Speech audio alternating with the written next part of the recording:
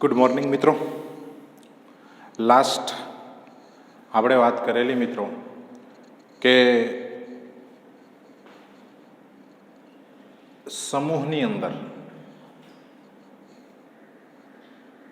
આયનીકરણ એન્થાલ્પીમાં શું ચેન્જીસ જોવા મળે, બીજું કયા અપવાદો, એમાં આપણે એક અસર ભણેલા, શિલ્ડિંગ અસર અથવા તો સ્ક્રીનિંગ અસર. કારણ કે શિલ્ડિંગ અસર એટલે શું, તો કે જે છેલ્લો ઇલેક્ટ્રોન હોય તો એની નીચેની જે મુખ્ય ક્વોન્ટમાંક એનના મૂલ્ય હોય તો એમાં શું હોય, આખું ફૂલ ઇલેક્ટ્રોન ભરેલા હોય, મતલબ આખું ઇલેક્ટ્રોનનો શું થઈ જાય, શિલ્ડ થઈ જાય. બરાબર. એટલે એ શું કરે, ઇલેક્ટ્રોન વચ્ચેના અપાકર્ષણમાં જે છેલ્લો ઇલેક્ટ્રોન હોય એને આ શિલ્ડ શું કરે, અપાકર્ષણના કારણે દૂર ધકેલે. દૂર થાય એટલે આ જે છેલ્લો ઇલેક્ટ્રોન છે, બરાબર, એને કેન્દ્ર અને ઇલેક્ટ્રોન વચ્ચેના અંતરમાં શું થાય, વધારો થાય એટલે ત્યાંથી સરળતાથી દૂર થઈ જાય, મતલબ એની આયનીકરણ એન્થાલ્પી ઘટે. એ વાત કરેલી, કોયડો જોયેલો. અને હવે આપણે સરસ મજાની વાત એટલે કઈ, તો કે ભાઈ ઇલેક્ટ્રોન પ્રાપ્તિ એન્થાલ્પી. બરોબર. કેવું નામ ભાઈ? ઇલેક્ટ્રોન પ્રાપ્તિ એન્થાલ્પી.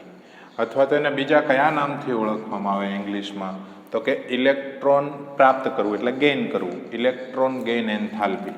બરોબર. Electron gain enthalpy. બરોબર. હજુ એને ત્રીજા નામે પણ ઓળખવામાં આવે, ડેલ્ટા EGH. ત્રણ નામ છે ભાઈ, ઇલેક્ટ્રોન પ્રાપ્તિ એન્થાલ્પી, ઇલેક્ટ્રોન ગેઇન એન્થાલ્પી અથવા તો ડેલ્ટા EGH. આયનીકરણ એન્થાલ્પીમાં શું હતું, ડેલ્ટા IH.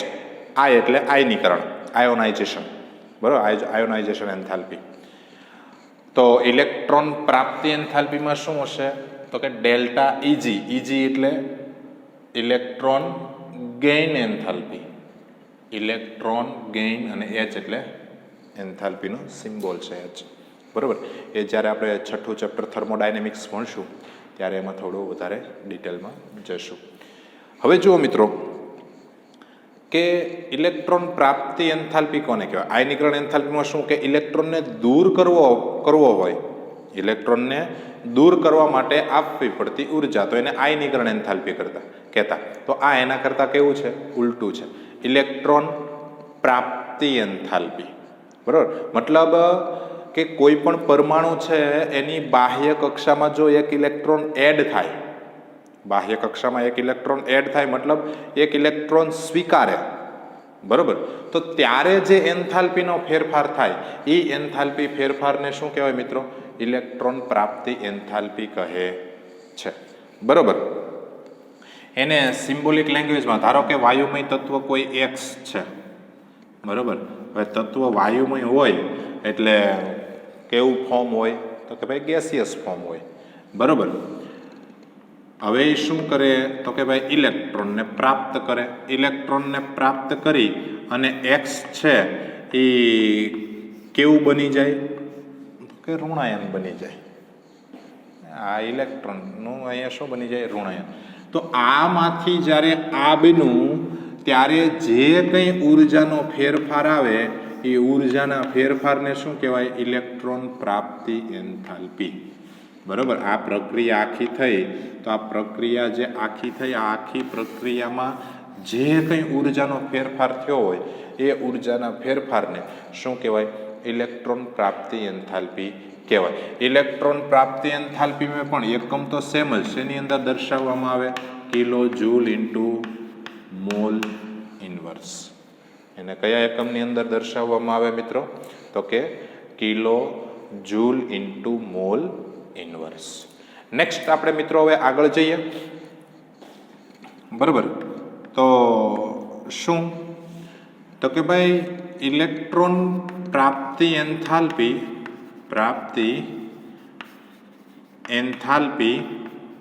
બરાબર એ ઉષ્મા ક્ષેપક કે ઉષ્મા શોષક પ્રક્રિયા હોઈ શકે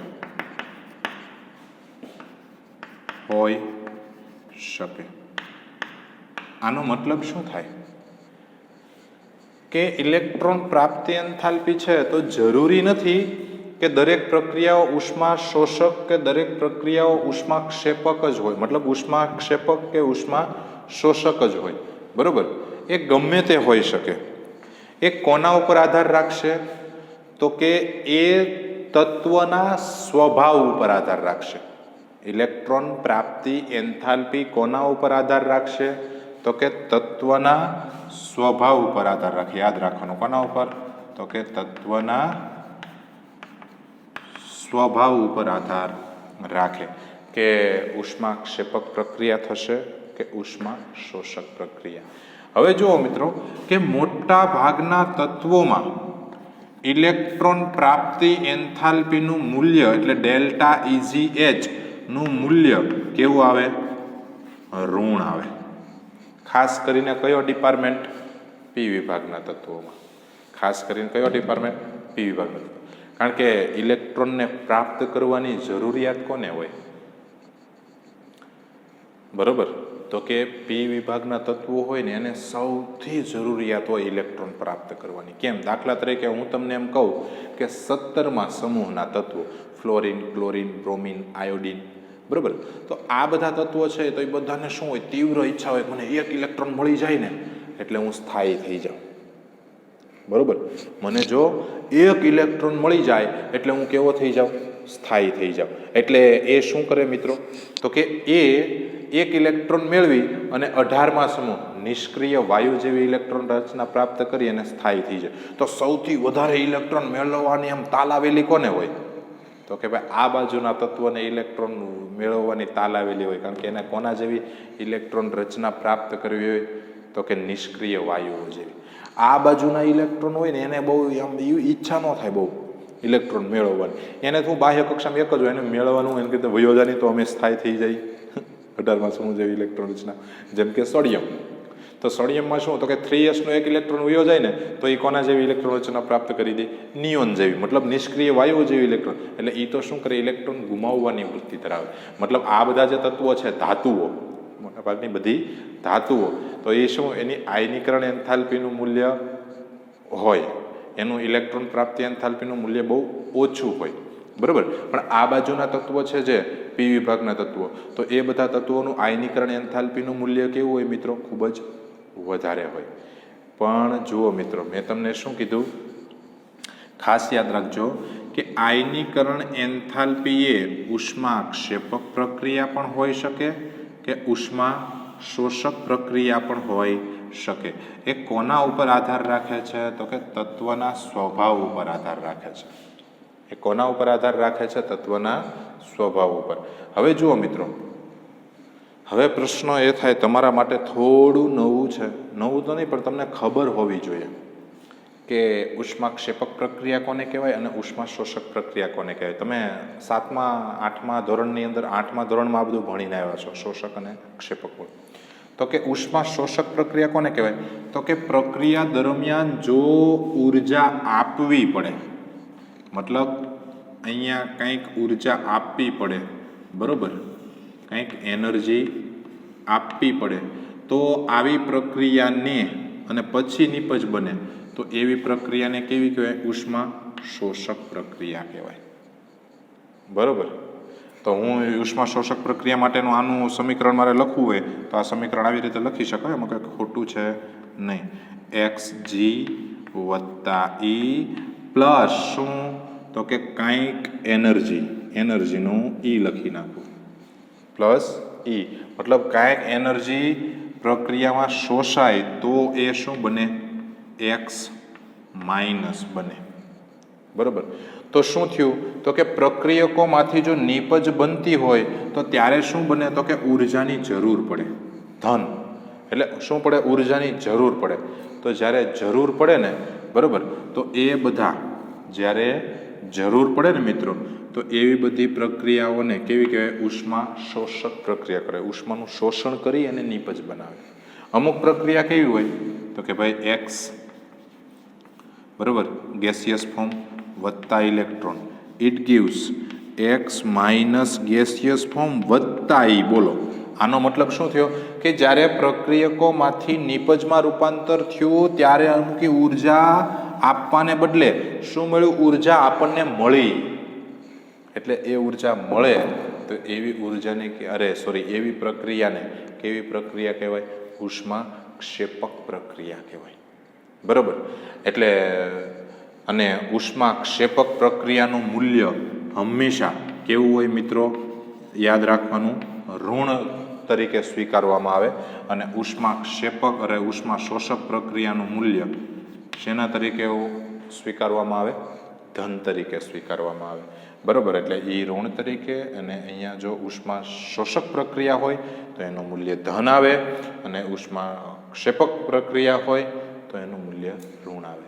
તો મેં શું કીધું કે ઇલેક્ટ્રોન પ્રાપ્તિ એન્થાલ્પીનું મોટા ભાગે મૂલ્ય કેવું મળે?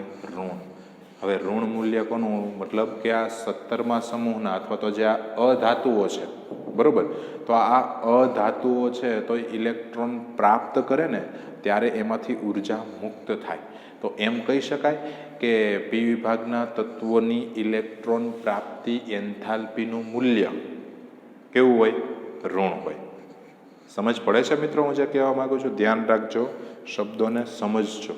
ગોખતા નહીં, ગોખવાથી એ વસ્તુ તમારા ભેજાની અંદર ઉતરવાની છે નહીં. બરાબર. ચાલો મિત્રો, નેક્સ્ટ પોઈન્ટ ઉપર આગળ જઈએ. હવે દાખલા તરીકે અમે વાત કરીએ છીએ પી વિભાગના તત્વોની. પી વિભાગના તત્વો, બરાબર. એમાં મારે વાત કરવી છે ખાસ કરીને આવર્તની. જો આવર્તમાં ડાબી બાજુથી જમણી બાજુ તરફ જઈએ તેમ ઇલેક્ટ્રોન પ્રાપ્તિ એન્થાલ્પીનું મૂલ્ય વધુ ઋણ થતું જાય છે. બરાબર. એનો મતલબ શું કે જેમ જેમ ડાબી બાજુ તરફ જઈએ આવર્તમાં, બરાબર, તેમ તેમ શું થાય? ઇલેક્ટ્રોન પ્રાપ્તિ એન્થાલ્પી વધે. પણ વધે પણ એનું મૂલ્ય કેવું? કારણ કે ઇલેક્ટ્રોન પ્રાપ્ત કરે એટલે પુષ્કળ ઉર્જા ઉત્પન્ન થશે, બરાબર. પણ જેટલી ઉર્જા ઉત્પન્ન થશે પણ એનો સિમ્બોલ કેવો આવશે મિત્રો? ઋણ. એટલે પ્રક્રિયાના અંતે ઉર્જા શું થાય છે? મુક્ત થાય છે. એટલે જેમ હું એમ કહું કે જેમ આવર્તમાં ડાબી બાજુથી જમણી બાજુ તરફ જઈએ, બરાબર, એમ ઇલેક્ટ્રોન પ્રાપ્તિ એન્થાલ્પીનું મૂલ્ય વધુ ઋણ થતું જાય. સમજજો મિત્રો, કેવું થતું જાય? વધુ ઋણ થતું જાય. નંબર 2, બંને વાત કરવાની, સમૂહની અને આવર્તની બંને એક સાથે વાત કરવાની છે. આવર્તની વાત પૂરી થઈ, બરાબર. થોડોક છે અપવાદ નાનો એવો, પણ એ પણ આપણે વાત કરીશું. પછી સમૂહમાં ઉપરથી નીચે તરફ જઈએ, સમૂહમાં ઉપરથી નીચે તરફ જઈએ, બરાબર, તેમ ઇલેક્ટ્રોન પ્રાપ્તિ એન્થાલ્પીનું મૂલ્ય ઘટતું જાય. ઘટતું જાય મતલબ ઓછું ઋણ થતું જાય. શું થતું જાય? ઓછું ઋણ થતું જાય. પરંતુ એક અપવાદ. સાહેબ અપવાદ બધી થિયરી હોય જ? હા ભાઈ, અપવાદ તો હોય જ, બરોબર. અપવાદ વગરની આ દુનિયા શક્ય જ નથી, બરોબર. ઘણા બધા અલગ અલગ અપવાદો હોય, બરોબર. એટલે અપવાદ વગરની દુનિયા શક્ય છે નહીં. એટલે અપવાદ તો આપણે યાદ રાખવાના જ. અપવાદ તો આપણે યાદ રાખવાના. ચાલો આપણે વાત કરવી છે 17મા સમૂહની, કારણ કે આ તત્વોની ઇલેક્ટ્રોન પ્રાપ્તિ એન્થાલ્પીનું મૂલ્ય વધારે ઋણ હોય, બરાબર. કેમ? કારણ કે આ બધા જ તત્વો 17 નંબરના તત્વો એક ઇલેક્ટ્રોન મેળવી, બરાબર, અને કયા 18મા સમૂહ નિષ્ક્રિય તત્વો જેવી સ્થાયી ઇલેક્ટ્રોન રચના પ્રાપ્ત કરી લે. અને સ્થાયી ઇલેક્ટ્રોન રચના પ્રાપ્ત કરી લે એટલે કહી કે કને કાંઈ નહીં ક. કેમ? એ કે આપણે હવે કોઈની જરૂર છે નહીં. આપણે કેવા થઈ ગયા? સ્ટેબલ. આપણી બાહ્ય કક્ષકો છે એ કેવી? પૂર્ણ ભરાઈ ગઈ. S2 થઈ ગયું હોય, P6 થઈ ગયું હોય, D10 થઈ ગયું હોય, F14 થઈ ગયું હોય. મતલબ કે બધી કક્ષકો સંપૂર્ણપણે પૂર્ણ ભરાયેલી હોય, બરાબર, સંપૂર્ણપણે પૂર્ણ ભરાયેલી હોય. એટલે આપણે વાત કરવાની છે 17મા સમૂહની, કારણ કે આમથી તમે એસ વિભાગ, ડી વિભાગ, પી વિભાગ આ બાજુ આવો એમ ઇલેક્ટ્રોન પ્રાપ્તિ એન્થાલ્પીનું મૂલ્ય કેવું થતું જાય? વધુ ઋણ થતું જાય. સમજજો શબ્દોને. એટલે સૌથી ભાઈ કોણ? તો કે ભાઈ ફ્લોરિન. ફ્લોરિન પછી કોણ? ક્લોરિન. ક્લોરિન પછી કોણ? બ્રોમિન. બ્રોમિન પછી કોણ? આયોડિન. આયોડિન પછી કોણ? એસ્ટેટિન. આ કયા સમૂહના તત્વો છે? સમૂહ 17ના તત્વો છે. કયા સમૂહના તત્વો છે? 17મા સમૂહ. હવે જુઓ મિત્રો, ફ્લોરિન છે તો ફ્લોરિનની આ n બરાબર પહેલી કક્ષક, ફ્લોરિનની આ n બરાબર બીજી કક્ષક. ક્લોરિન છે તો ક્લોરિનની n બરાબર આ પહેલી કક્ષક, n બરાબર આ બીજી કક્ષક અને n બરાબર આ ત્રીજી કક્ષક. બરોબર. હવે જુઓ મિત્રો કે ફ્લોરિનની ઇલેક્ટ્રોન રચના શું? તો કે 1s2 2s2 2p5. બરોબર. એટલે આમાં કેટલા ઇલેક્ટ્રોન છે? 2. પછી n બરાબર 2 માં કેટલા? 5 ને 2 7 ઇલેક્ટ્રોન બાહ્ય કક્ષામાં. 1 2 3 4 5 6 ને 7 ઇલેક્ટ્રોન. બરોબર.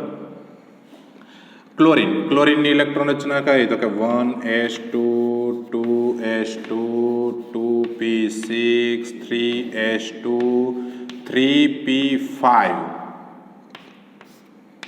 તો n બરાબર 1 માં કેટલા ઇલેક્ટ્રોન? તો કે ભાઈ 2. n બરાબર 2 માં કેટલા ઇલેક્ટ્રોન? 6 ને 2 8. n બરાબર 3 માં કેટલા ઇલેક્ટ્રોન? 5 ને 2 7. 1 2 3 4 5 6 ને 7. બરોબર.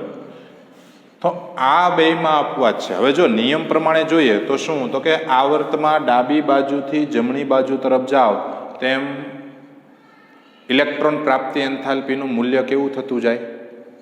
વધુ ઋણ થતું જાય. વધતું તો જાય, જો ઇલેક્ટ્રોન પ્રાપ્તિ એન્થાલ્પીનું મૂલ્ય વધતું જાય પણ સિમ્બોલ કેવો આવશે? ઋણ. કેમ? કારણ કે એ પ્રક્રિયા ઉષ્માક્ષેપક છે એટલા માટે. બરોબર. અને આ સમૂહમાં ઉપરથી નીચે તરફ જઈએ તેમ ઇલેક્ટ્રોન પ્રાપ્તિ એન્થાલ્પીનું મૂલ્ય ઘટતું જાય. તો હું તમને એમ કહું કે સૌથી વધારે ઇલેક્ટ્રોન પ્રાપ્તિ એન્થાલ્પીનું મૂલ્ય કોનું છે? યસ સાહેબ, મને ખબર છે. કેમ? કોનું? તો કે સાહેબ ફ્લોરિનનું. કઈ રીતે સાહેબ? તો કે આવર્તમાં ડાબી બાજુથી જમણી બાજુ જાઓ એટલે છેલ્લો કોણ આવે? તો કે ફ્લોરિન. બરોબર છે. ઉપરથી નીચે તરફ જાઓ તો પેલો કોણ આવે? ફ્લોરિન. તો સ્વાભાવિક છે ફ્લોરિનની જ આ ઇલેક્ટ્રોન પ્રાપ્તિ એન્થાલ્પી સૌથી વધારે હોવી જોઈએ. બરોબર છે. પણ ઇલેક્ટ્રોન પ્રાપ્તિ એન્થાલ્પી ફ્લોરિન કરતા ક્લોરિનની ઇલેક્ટ્રોન પ્રાપ્તિ એન્થાલ્પી વધુ છે. અહીંયા શું છે? અપવાદ છે. સાહેબ અહીંયા અપવાદ કઈ રીતનો? શું કામ આવું થાય છે એમ કહું છું. જો કે જ્યારે ફ્લોરિન એક ઇલેક્ટ્રોન સ્વીકારી અને ઋણાયન બને એમ ક્લોરિન પણ એક ઇલેક્ટ્રોન સ્વીકારી અને શું બને? ઋણાયન તો બને જ છે. ઋણાયન તો બનશે જ મિત્રો, કારણ કે એને એક ઇલેક્ટ્રોન સ્વીકારીને કોના જેવી ઇલેક્ટ્રોન રચના પ્રાપ્ત કરવી છે? તો કે સ્થાયી તત્વો જેવી ઇલેક્ટ્રોન રચના પ્રાપ્ત કરવી છે. એટલે એ શું કરશે? માઇનર ઋણાયન તો બનશે જ, પણ અહીંયા શું? ઋણાયન બનશે એટલે એક ઇલેક્ટ્રોન આમાં પ્લસ થશે. હવે એક ઇલેક્ટ્રોન પ્લસ જો આમાં થાય તો એક ઇલેક્ટ્રોન અહીંયા પણ પ્લસ થશે. હવે જો ફ્લોરિનનું કદ કેવું છે? નાનું. કદ નાનું, પણ એની બાહ્ય કક્ષામાં ઇલેક્ટ્રોનની સંખ્યા કેટલી ભાઈ? તો કે બાહ્ય કક્ષામાં ઇલેક્ટ્રોનની સંખ્યા 7. હવે જેવો અહીંયા 8મો ઇલેક્ટ્રોન એડ થવા જશે ને, +1, બરોબર, એટલે શું થશે કે અહીંયા ઇલેક્ટ્રોન વચ્ચેનું અપાકર્ષણ વધી જશે. કારણ કે કદ નાનું છે. બરોબર. કદ નાનું છે. કદ નાનું છે એટલે ઇલેક્ટ્રોન વચ્ચેનું અપાકર્ષણ વધી જશે. અપાકર્ષણ વધી જશે એટલે આમ ઝડપથી એક્સેપ્ટ થવો જોઈએ ઇલેક્ટ્રોન, એટલો ઝડપથી એક્સેપ્ટ થશે નહીં. બરોબર. પરંતુ ક્લોરિનમાં જુઓ શું છે? તો કે ક્લોરિનમાં જુઓ કદ કેવું છે? થોડું મોટું છે. કોની કરતા? ફ્લોરિન કરતા. કદ મોટું હોવાથી હવે ક્લોરિનના બાહ્ય કક્ષામાં ઇલેક્ટ્રોનની સંખ્યા પણ કેટલી? તો કે ભાઈ 7. હવે આ એક ઇલેક્ટ્રોન મેળવશે. બરોબર. તો આ 7 ઇલેક્ટ્રોન વત્તા 1 મેળવે, ધારો કે અહીંયા. પણ અહીંયા શું છે? કદ મોટું છે એટલે ઇલેક્ટ્રોનનું અપાકર્ષણ કમ્પેરેટિવલી ફ્લોરિન કરતા ક્લોરિનનું કેવું હશે? ઓછું હશે. એટલે એકદમ સરળતાથી ઇલેક્ટ્રોન ફ્લોરિન કરતા ક્યાં ગોઠવાની વૃત્તિ ધરાવશે? ક્લોરિનમાં. ક્યાં ધરાવવાની વૃત્તિ ધરાવશે? ક્લોરિનમાં. એટલા માટે ક્લોરિનની ઇલેક્ટ્રોન પ્રાપ્તિ એન્થાલ્પીનું મૂલ્ય સૌથી વધુ ઋણ છે. યાદ રાખવાનું અપવાદ. ક્લોરીનની ઇલેક્ટ્રોન પ્રાપ્તિ એન્થાલ્પીનું મૂલ્ય સૌથી વધુ છે, બરોબર. કેવું છે? સૌથી વધુ છે. યાદ રાખવાનું, ફ્લોરિનનું નહીં. આ અપવાદ છે, બરોબર. ફ્લોરિનનું ઓછું હોવાનું એનું કારણ શું છે? કારણ કે એનું નાનું કદ અને બાહ્ય કક્ષામાં ઇલેક્ટ્રોનની ઘનતા વધારે છે. 7 ઇલેક્ટ્રોન. 7 ઇલેક્ટ્રોન છે ને કદ નાનું, એટલે ઇલેક્ટ્રોનની ઘનતા વધે, એટલે ઇલેક્ટ્રોનને સરળતાથી ત્યાં ઘૂસી જવા દેતો નથી. સરળતાથી ત્યાં ઘૂસી જવા દેતો નથી. પણ ક્લોરીનમાં કેવું છે? બાહ્ય કક્ષામાં ફ્લોરિનની જેમ જ કેટલા ઇલેક્ટ્રોન છે? 7. પણ અહીંયા ફ્લોરિન કરતાં ક્લોરીનનું કદ થોડું મોટું છે, એટલે અહીંયા ઇલેક્ટ્રોન વચ્ચેનું અપાકર્ષણ ઓછું થઈ જાય, કારણ કે ઇલેક્ટ્રોનની ઘનતા ઓછી હોય. અને મિત્રો, ઇલેક્ટ્રોનની ઘનતા જો ઓછી હોય, બરાબર, તો અહીંયા સરળતાથી ઇલેક્ટ્રોન સમાઈ શકે. એટલે માટે ઇલેક્ટ્રોન પ્રાપ્તિ એન્થાલ્પીનું મૂલ્ય ફ્લોરિન કરતાં ક્લોરીનનું વધારે છે, બરોબર. સાહેબ બોલને દીકરા. સાહેબ, બ્રોમિનમાં તો આમ ન થાય. તો કે n=1, n=2, n=3, n=4, બરોબર. તો અહીંયા 2 ઇલેક્ટ્રોન, અહીંયા 8, અહીંયા 8, બરોબર. તો અહીંયા બેમાં 8, 8. તો બ્રોમિનમાં અહીંયા કેટલા ઇલેક્ટ્રોન હશે? 17, બરોબર. તો અહીંયા વધી જાય ઇલેક્ટ્રોન વધી જાય એટલે બ્રોમિનમાં પછી પાછો. અને બીજું શું થાય કે કેન્દ્ર અને બાહ્ય કક્ષા વચ્ચેનું અંતર પણ કેવું થઈ જાય? ક્લોરીન કરતાં વધી જાય. એટલે આનું મૂલ્ય પાછો ફ્લોરિન કરતાં ઓછું હોય, બરાબર. પણ સૌથી ઇલેક્ટ્રોન પ્રાપ્તિ એન્થાલ્પીનું મૂલ્ય કોનું? ક્લોરીનનું વધારે. એનથી ઓછું ફ્લોરિનનું, એનથી ઓછું બ્રોમિનનું, એનથી ઓછું આયોડિનનું, અને એનથી ઓછું એસ્ટેટિનનું, એટી, બરાબર. આ ધાત્વીય તત્વ છે, રેડિયો સક્રિય તત્વ, બરાબર. એટલે આ હતો અપવાદ. અને આ આખી થિયરી કોની હતી મિત્રો? ઇલેક્ટ્રોન પ્રાપ્તિ એન્થાલ્પીની હતી. વ્યવસ્થિત જોજો, બરોબર મગજમાં ઘુસાડજો. વ્યવસ્થિત જોજો, બરોબર મગજમાં ઘુસાડજો મિત્રો, બરોબર. અને બરોબર ઘુસાડી દેશો તો પછી આને કોઈ ટેન્શન નથી. ગોખીને નહીં, સમજીને. ગોખીને નહીં, કેવી રીતે? સમજીને, બરોબર.